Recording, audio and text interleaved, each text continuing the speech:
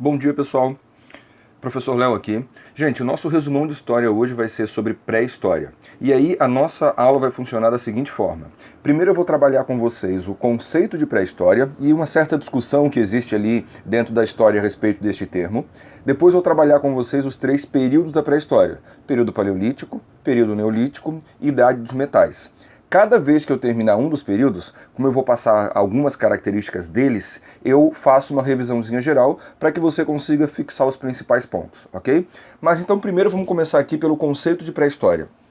Existe uma discussão dentro da história a respeito de qual seria a melhor maneira de se referir a este período, né? Qual o melhor termo.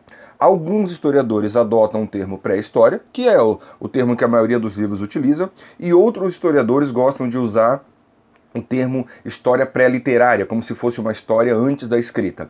Eu não vou entrar nessa discussão aqui, porque ela é uma discussão mais para os especialistas. Vamos apenas dar uma conceituação simples para que você consiga entender. E vamos conceituar a pré-história da seguinte forma. A pré-história é um momento que se estende desde o surgimento do primeiro hominídeo até a invenção da escrita. Ponto. É isso que nos interessa. O que acontece antes do surgimento do primeiro hominídeo não interessa pra gente, e o que vem depois aí será tema de outras videoaulas, ok? Então, vamos de novo. Nós temos o surgimento do primeiro hominídeo até a invenção da escrita, e aí o que a gente faz com esse grande momento da história da humanidade? A gente divide ele em três períodos. Primeiro período a gente chama de período paleolítico, ou período da pedra lascada. O segundo período a gente chama de período neolítico ou período da pedra polida, e o terceiro período nós chamamos de idade dos metais. Então, essa é basicamente a definição tradicional da pré-história e a divisão que a gente usa. Ainda que possam existir outras divisões, paleolítico inferior, paleolítico superior, mesolítico, mas nada disso interessa pra gente. Vamos apenas tentar ser o mais curto e objetivo possível para conseguir entender as principais características desse momento tão importante da história da humanidade, ok? Então vamos começar pelo primeiro período, que é o período paleolítico. Primeiro, pessoal, o período paleolítico ele se estende de mais ou menos 2,5 milhões de anos atrás, quando surge o primeiro hominídeo, e vai até o ano 10.000 a.C. Então percebam que é um grande período, um grande bloco da nossa história, e dentro desse período nós temos vários acontecimentos. Antes de nós entrarmos nesses acontecimentos, vamos só lembrar uma outra maneira que esse período pode aparecer na prova, que é ou nas provas, ou no Enem, ou enfim, nas atividades, que é o nome de período da pedra lascada. Isso tem a ver com os instrumentos que os seres humanos produziam neste momento. Como o ser humano, nesta fase, ainda está no seu processo de evolução, as armas que ele faz, ou os instrumentos que ele faz, na sua maioria de pedra, ainda não são bem acabados. Por isso que os historiadores chamam de período da pedra lascada, tá? Isso tem a ver com a forma com que os instrumentos eram feitos. Dito isso, vamos começar então aqui as principais características. Primeiro, vamos começar com o fato de que, nesta fase, os seres humanos eles eram nômades, ok? Vamos definir nômade aqui como um grupo humano que não tem moradia fixa. Ponto, é isso, tá? Os homens desta fase da história, ou desta fase da pré-história, eles eram nômades, eles trocavam de lugar para lugar o tempo todo porque eles estavam atrás de alimento. A lógica é o seguinte: o ser humano chega em um determinado lugar, consome tudo aquilo que a natureza lhe oferece, quando acaba ali os suprimentos, ele troca de lugar. Por isso que nós dizemos que nesta fase, a economia que o ser humano pratica é uma economia de tipo coletora. A caça e a coleta. O que o ser humano faz é caçar o animal que ele encontra lá na selva, na floresta, pescar o peixe lá que ele vai encontrar no rio, colher a fruta, a verdura, o legume que ele encontrar ali. Porém, quando acabar o animal lá na floresta, quando acabar o peixe lá no rio, quando acabar o legume, a verdura, a fruta, ele não sabe reproduzir o processo. Portanto, ele muda de lugar. Percebam que nomadismo, né, o fato do homem ser nômade, e a economia coletora tem uma relação muito próxima, ok? Essas são as duas principais características deste período. Porém, nós ainda temos mais três coisas para destacar neste momento. É nesta fase, na fase do Paleolítico, que o ser humano vai dominar o fogo, tá? Os historiadores trabalham aí com a data de mais ou menos 500 mil anos antes de Cristo, tá? Mas não tem como ser preciso, né? Até porque não tinha escrita para relatar. Mas o fato é que o ser humano domina o fogo neste período. Gente, perceba que eu estou usando a palavra dominar e não descobrir, né? É claro que o fogo já existia, é que o ser humano não sabia repetir o processo. Em algum momento, o ser humano percebe que dá para repetir o processo, provavelmente ali batendo pedra para fazer algum tipo de instrumento, ele percebe que aquilo ali sai faísca, e aí aquela faísca colocada numa palha seca faz com que gere fogo. O fato é que não dá para saber direito como foi, mas o ser humano conseguiu dominar. Vou destacar 3 coisas importantes do porquê o fogo é importante. Primeiro, mais óbvio, para assar alimento, para se aquecer também e, claro, para se proteger de algum tipo de animal mais perigoso, ok? Então, outro acontecimento importante, domínio do fogo. Próximo acontecimento importante dessa fase é neste momento que os seres humanos vão criar as chamadas pinturas rupestres. Aquela pintura lá que o cara faz na pedra ou na parede da caverna. Enfim, o fato é que a pintura rupestre ela é algo extremamente importante para o ser humano dessa fase. Nós não sabemos direito qual é o objetivo dessa pintura, tá? Alguns trabalham com a ideia de que o ser humano está relatando o que ele passou ao longo do dia, o que provavelmente não deve ser muito verdade. O mais provável é que as pinturas rupestres nessa fase tinham a função daquilo que nós chamamos de magia simpática, ou simpatia. Qual é a ideia? O cara vai lá e pinta na pedra aquilo que ele quer que aconteça. Se você parar para notar, a maioria das pinturas rupestres sempre mostram grupos humanos segurando uma lança ou uma flecha, tentando caçar algum tipo de animal, seja um touro, um boi, um bisão, enfim, tentando caçar algum tipo de animal. Isso nos dá a impressão de que o cara que está pintando ali na pedra, ele está pintando aquilo que ele quer que aconteça. Por isso a ideia de uma simpatia, ok? Por fim, última característica importante dessa fase é neste momento que os seres humanos vão criar os mitos, né? Vamos definir mito aqui da seguinte forma. Mito é uma narrativa fantasiosa para explicar a origem de alguma coisa. Perceba que mito não é uma mentira. O mito é a maneira que o ser humano explica a realidade nessa fase. Lembre-se, ele não tem filosofia, ele não tem ciência, porém ele tem as coisas acontecendo. Ele tem o sol nascendo todo dia, ele tem a noite chegando, ele tem a chuva, o trovão, a colheita que dá certo, o que não dá, o animal que ele consegue caçar, o animal que ele não consegue caçar. Ele precisa explicar essas coisas todas. Como ele não consegue ter, ou como ele não tem uma explicação científica ou filosófica ou mais racional para a realidade, ele acaba criando algum tipo de mito para explicar essa realidade. Ok? Então, para a gente fixar bem os pontos a respeito deste período. Vamos lá. Período paleolítico. Podemos chamar também de período da pedra lascada. Nesse período, o homem é nômade, porque muda de lugar para lugar o tempo todo. Pratica uma economia de tipo coletora, porque apenas colhe o que a natureza lhe oferece. Consegue dominar o fogo para se proteger do frio, para assar alimento, para conseguir se proteger de animais.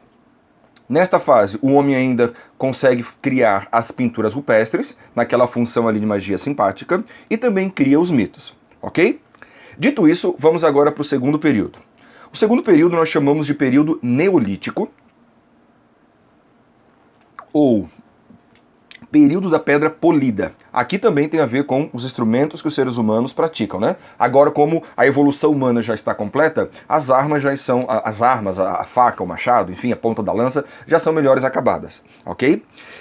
Neste momento, no período neolítico, que vai do ano 10.000 a.C. até mais ou menos o ano 4.000 a.C., lembrando que aqui são sempre datas aproximadas, né? Não tem como precisar muito.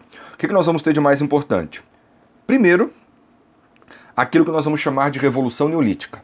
Vamos definir Revolução Neolítica como momento em que o ser humano domina a agricultura.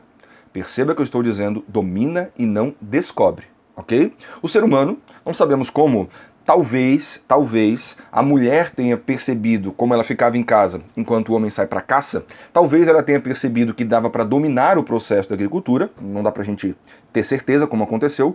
O fato é que a dominação da agricultura fará uma diferença gigantesca na vida do ser humano. Perceba agora a sequência de acontecimentos por causa da agricultura. Olha só, primeiro, o homem que era nômade agora vai se tornar sedentário, porque agora ele fica no lugar, né? O nômade troca de lugar o tempo todo, o sedentário fica no mesmo lugar, porque agora domina a agricultura. O tipo de economia que antes era coletora, agora passa a ser produtora, porque agora o ser humano consegue produzir o seu próprio alimento. Outra coisa importante, vamos usar um pouquinho aqui a cabeça.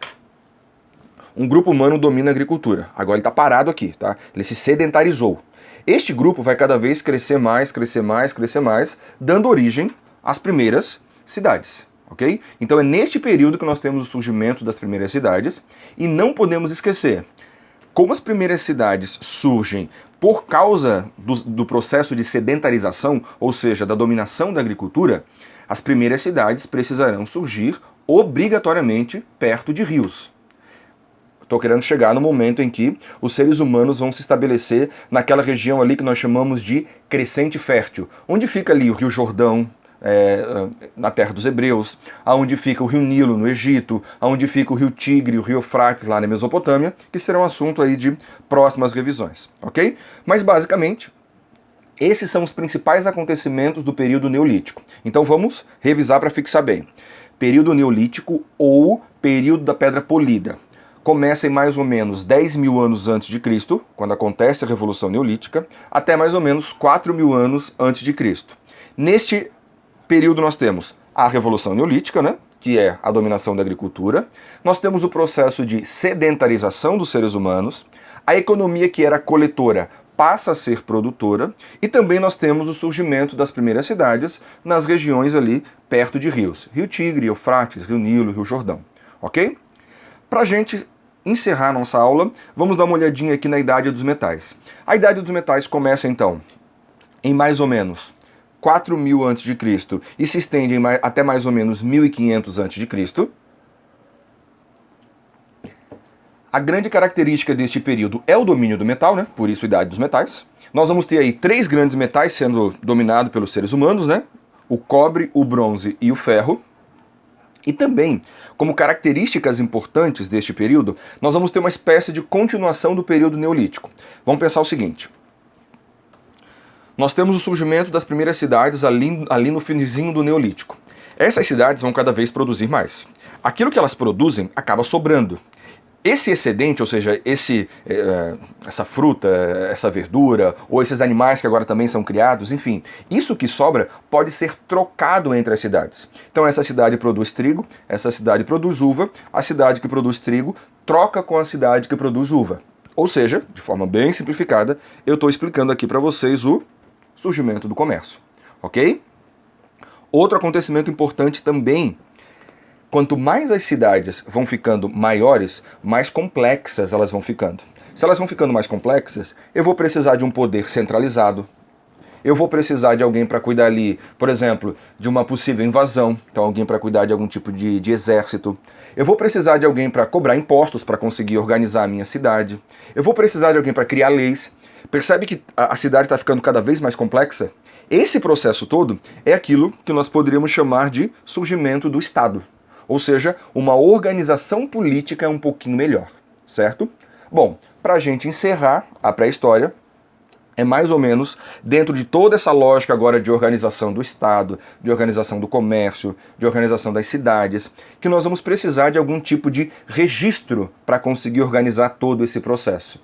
É neste momento que nós vamos ter o surgimento da escrita.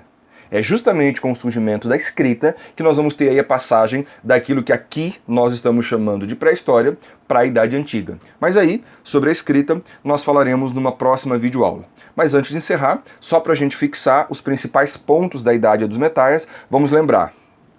Primeiro, a Idade dos Metais começa ali por volta de 4.000 a.C. e vai até 1.500, também antes de Cristo. A Idade dos Metais caracteriza-se pela metalurgia, ou seja, pelo domínio do metal, cobre, bronze, ferro. Nós temos também o surgimento do comércio, né? Aquelas trocas entre as cidades. Nós temos também o surgimento do Estado, um processo aí de organização melhor da vida humana, nas questões políticas, no exército, nos impostos, enfim. E temos também ainda o surgimento da escrita para ajudar aí a organizar todo esse processo, ok? Bom, gente, com isso aqui nós conseguimos ter uma visão geral, um resumão geral dos principais acontecimentos da pré-história. Um abraço para vocês e até uma próxima videoaula.